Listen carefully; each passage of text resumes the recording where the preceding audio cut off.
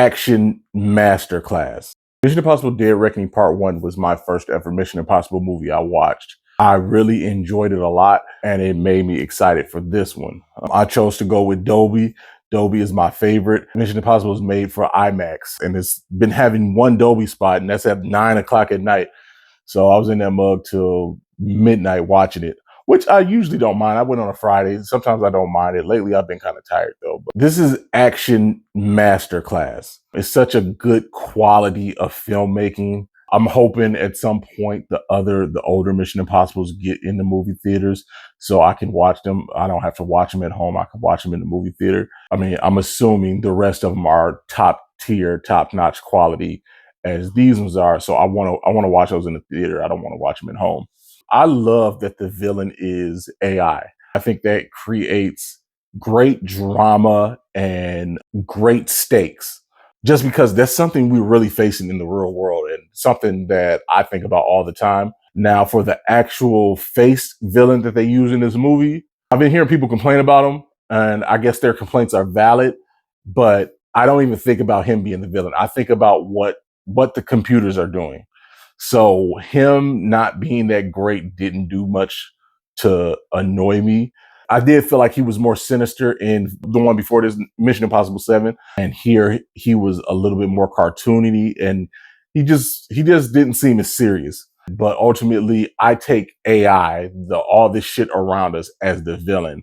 And that part has me on the edge of my seat. It's a lot of ridiculousness going on in this movie. And I would assume all of them are like that, right? This is Mission Impossible. It's supposed to be crazy spy shit happening, and the shit is at the umpteenth degree.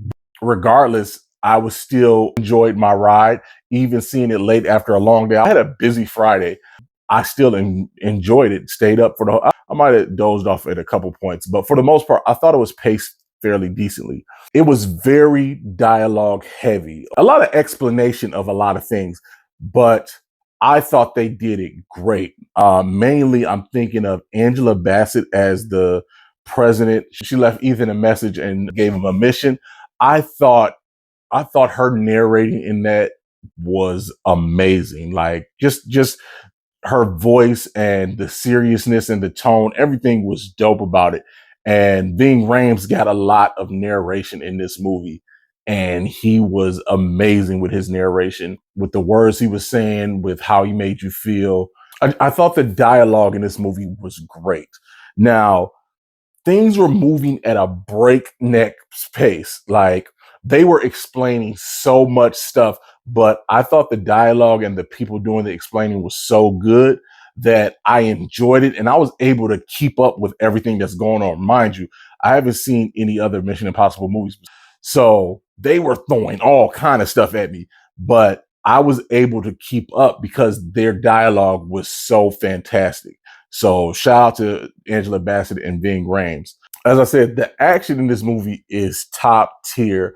I love that everything is real and they try not to use like AI and CGI and stuff. And I do appreciate that. It does affect the viewing experience, in my opinion. It just has me bought in, and I just respect what they're doing. So even at parts where I might have been a little bored or whatnot, I know they're putting in maximum effort to give us like quality filmmaking, and I appreciated that. So I can forgive a lot of mistakes in this movie. Like I said, all the ridiculousness, how basically Ethan's character, he's the only one that can save the world.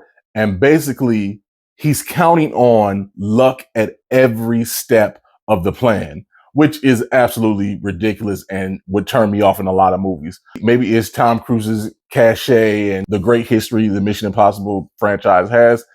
I was able to suspend disbelief for all of that shit and enjoy the ride. And this is definitely a wild ride that it takes you on. If you're not in the movie trying to pick it apart, you're going to have a good time with it. I really enjoyed it. Tom Cruise is that nigga. I can't believe he can do this type of stuff at 60 years old. He really gives me hope becoming an older man. Like, you know, you can really take care of yourself and be able to do whatever you want for years to come. So, and that's the type of stuff about this type of filmmaking that I really appreciate. Like, These people really put in the work, and it shows. And I enjoyed myself. My score ended up being a 9.4 out of 10. I really enjoyed the story. The action was top tier. Like I said, the acting was great. The dialogue, like I said, it's a lot of explanation and a lot of explaining and stuff. And they're doing it fast as hell. And I was able to catch that and not feel lost. I was able to track the story. I had a good time with it. Let me know what y'all thought about it.